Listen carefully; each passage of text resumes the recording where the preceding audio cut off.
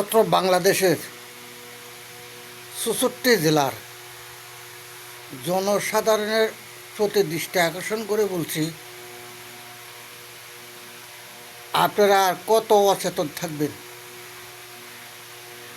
আমরা জনসাধারণ অধিক পরিশ্রম করে টাকা উপার্জন করে স্যার ডেকে সরকারি কর্মচারীকে দিয়ে আসতে হয়। ডিসি অফিসে, টিউন অফিসে, জজ কোর্ট, ম্যাজিস্ট্রেট কোর্ট, কোর্ট কাছারিতে এগুলো দিয়ে আসতে হয়। কারণ তারা এমন এক আইন ব্যবসায়ী, তারা নিজে আদেশ করবে আর ওই আদেশ নিজেই অমান্য করবে, নিজে আদেশ করবে নিজেই অমান্য করবে। যার কারণে ৬৪ জেলার জনসাধারণ আপনারা সচেতন হন। এটার একটা বিধ আপনারা জনগণ যদি না করেন তাহলে কেউ করার নেই।